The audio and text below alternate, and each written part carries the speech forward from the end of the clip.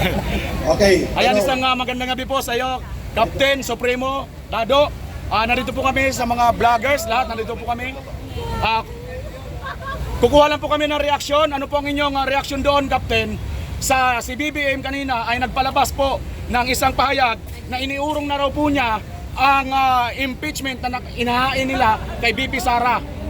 Ang suporta daw niya, inatras na niya. At hindi niya sinusuportahan ang anumang complaints of impeachment against the Vice President. Okay lang yun. Magpasalamat kayo mga kababayan kay BBM. Magpasalamat kayo. Magpasalamat kayo sa langit at pinasukan si BBM ng tamang desisyon.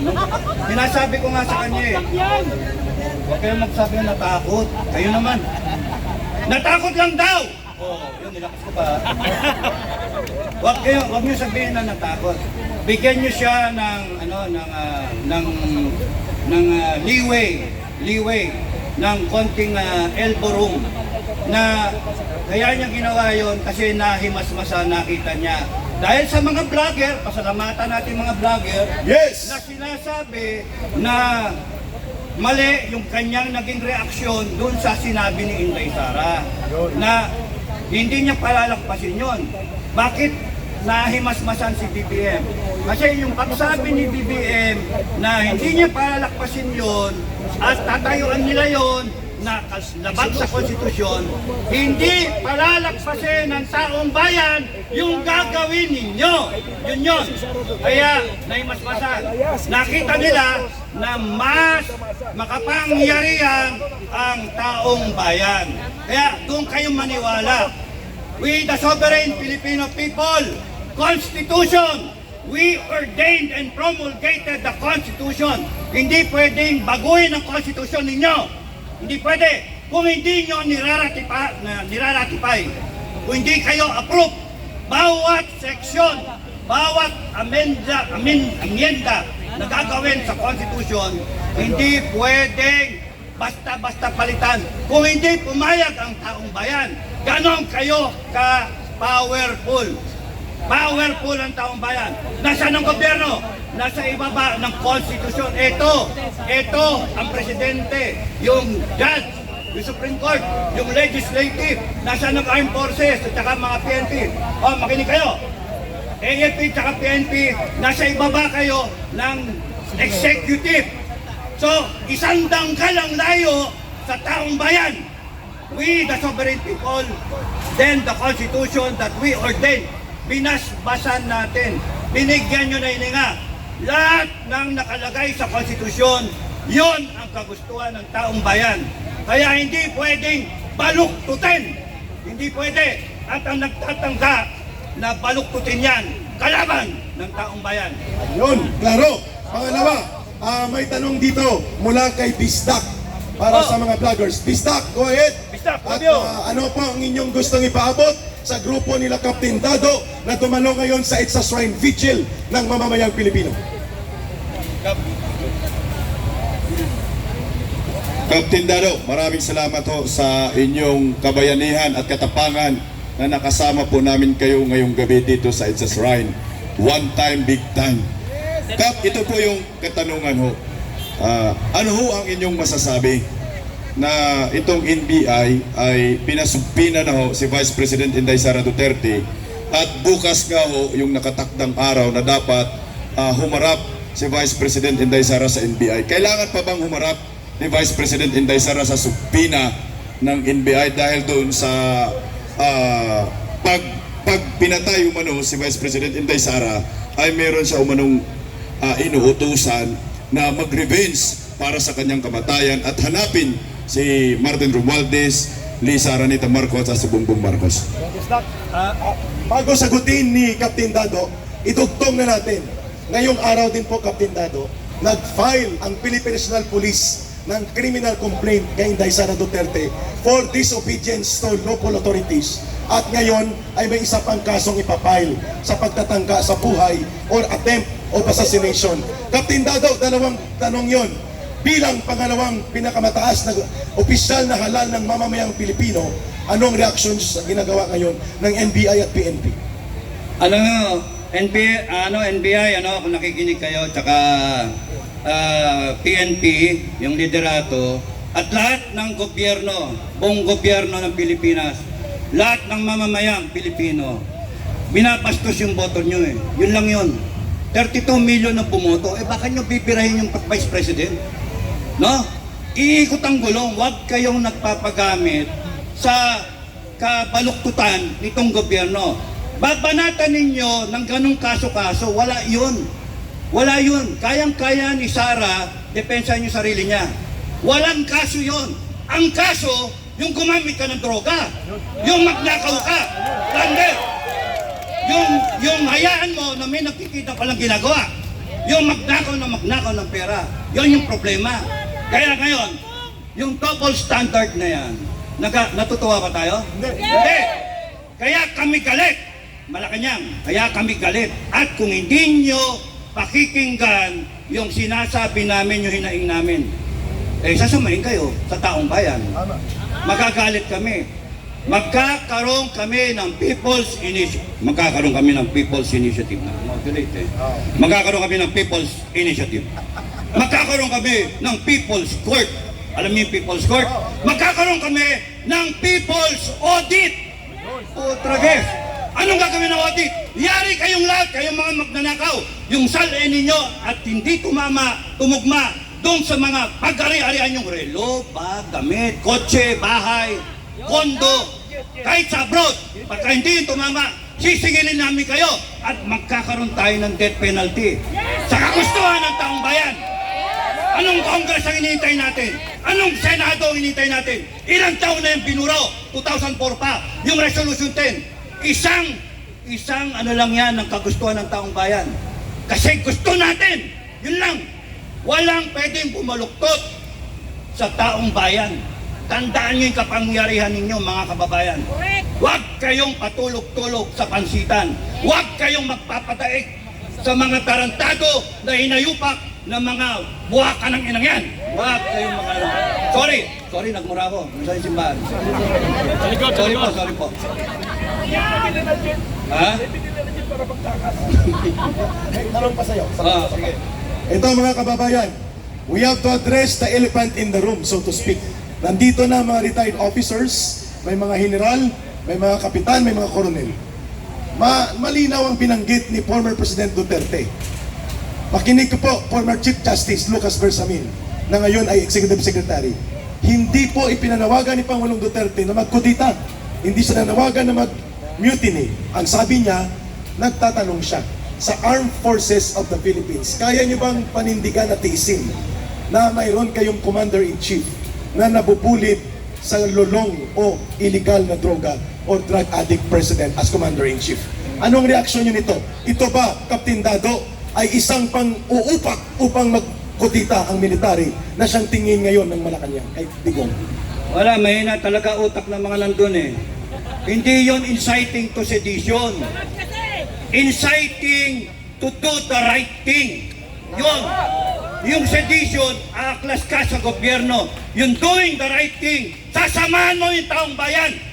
Yun yun. Pagtatanggol mo yung taong bayan, yung interes ng taong bayan, malayo ang diferensya. Anong inciting to sedition? Salita lang yan. Salita lang yan.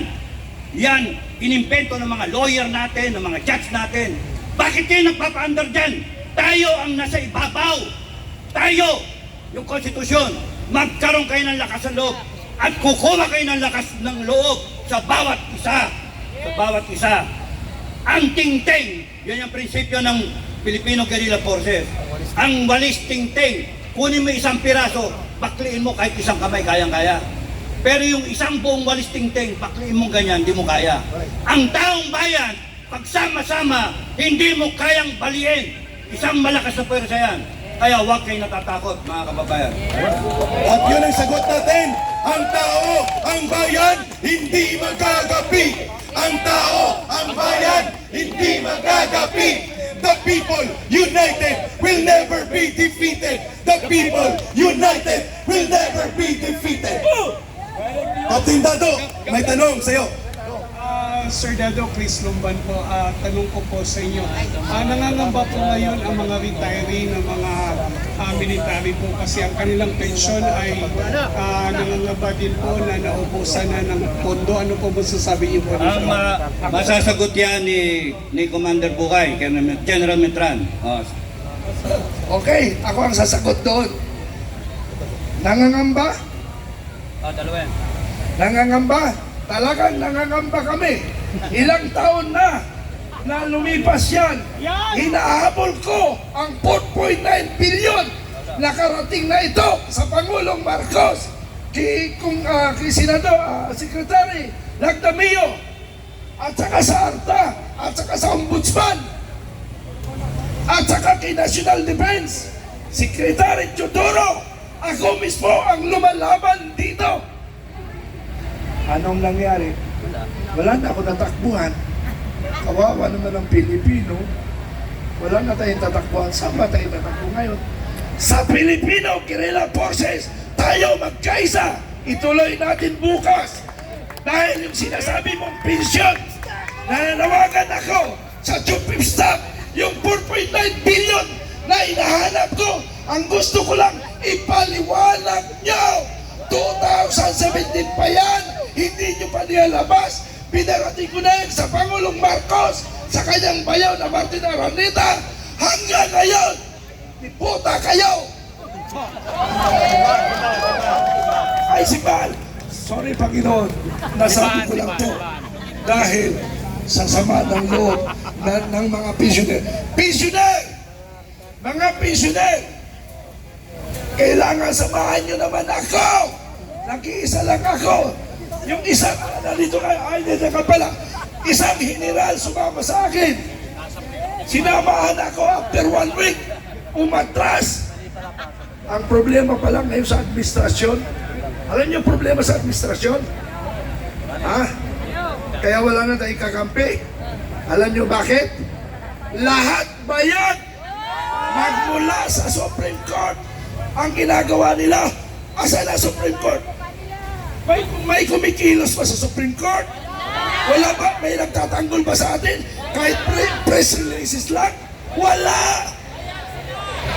Asan? Asan si Efren, yung si Iguan, yung Babalo? Si Babalo? Yung si Renato Reyes? Si Running Press? Nasaan na yun? Nasaan?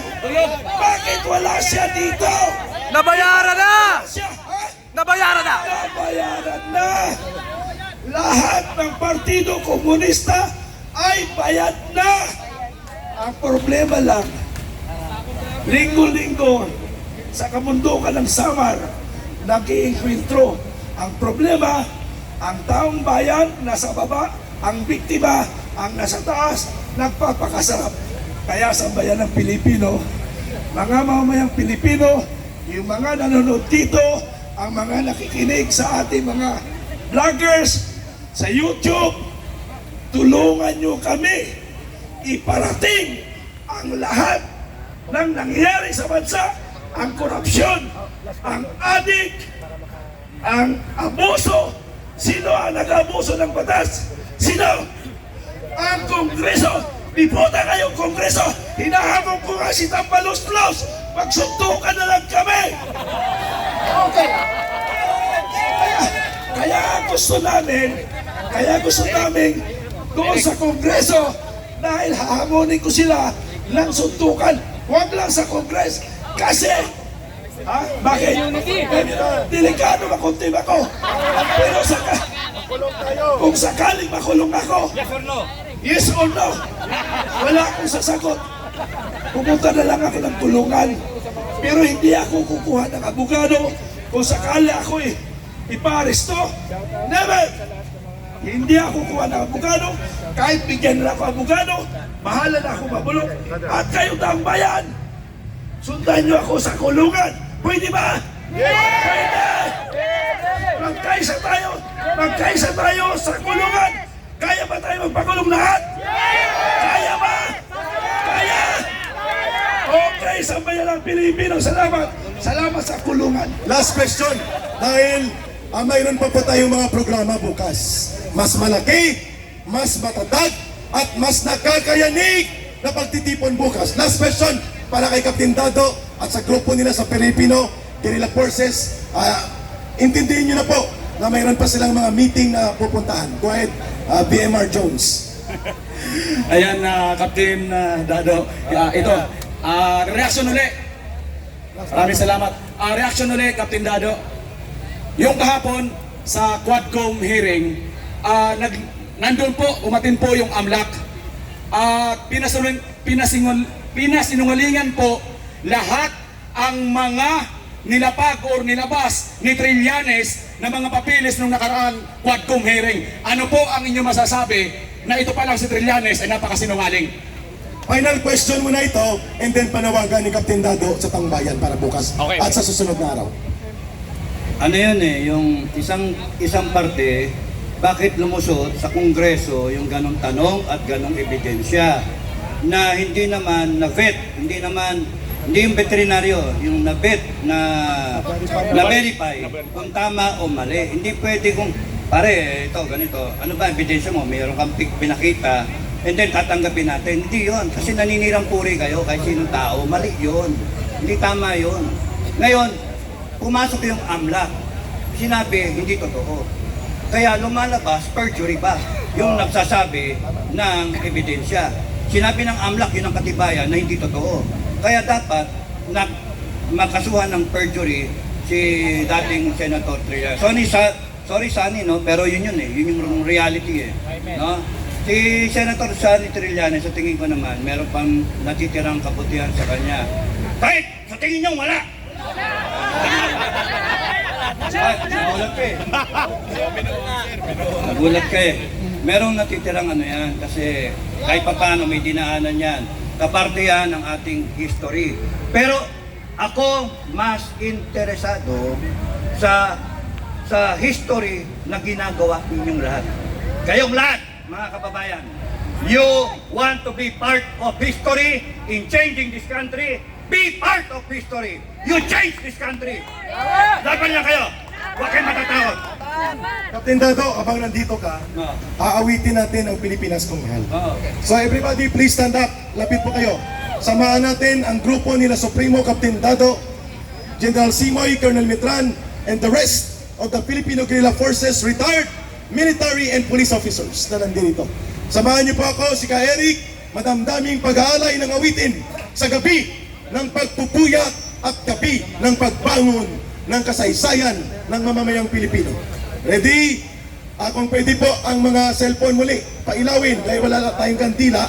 Pailawin natin, please. Everybody, raise your cellphones. Samahan nyo kami ni Captain Dado, Colonel Mitran, at General Simoy ng madamdamin na pag-aalay ng awiting ito. Sa gabing ito, dadaloy ang kasaysayan at pabangon muli ang diwa ng mga bayaning Pilipinong ayaw pasusupil sa isang gobyernong ibinabalik at ibinubulit tayo sa madilim at abusadong paghahari-harian. Ang bayan ko'y tanging ikaw. Everybody please sing with us. Pilipinas kong mahal, ang puso ko at buhay man sa iyo'y bibigay, tungkulin kong gagampanan, na lagi kang paglingkuran, ang laya mo'y babantayan, Pilipinas ko. Isa pa. Ang bayan ko'y tanging ikaw. Pilipinas kong mahal, ang puso ko at buhay man sa iyo'y ibibigay, tungkulin ko'y gagampanan, na lagi kang paglingkuran, ang laya mo'y babantayan, Pilipinas kong hirap. Sabang, kay sarap mabuhay sa sarili bayan kung walang alipin at may kalayaan. Ang bayan sinisiil, bukas ay babangon din.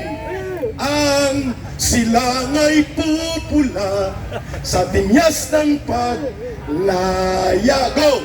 Ibon man may layang lumipad, tulungin mo at umiiyak. Bayan pa kayang sakdal bilang ang di maglasang makaalpas.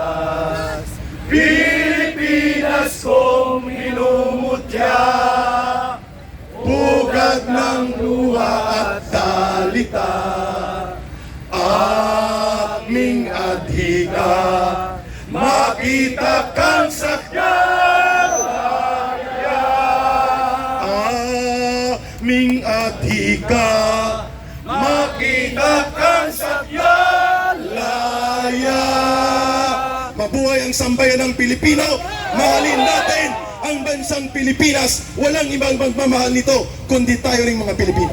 Maraming salamat sa Panginoon. Maraming salamat sa Panginoon. At binibigyan nyo kami ng pagkakataon. Binibigyan nyo kami ng lakas ng loob at tamang pag-iisip para makita kung ano ang tama at maganda para sa bansang ito. Laban na kayo mga kababayan. Thanks lang. Okay naman na tayo.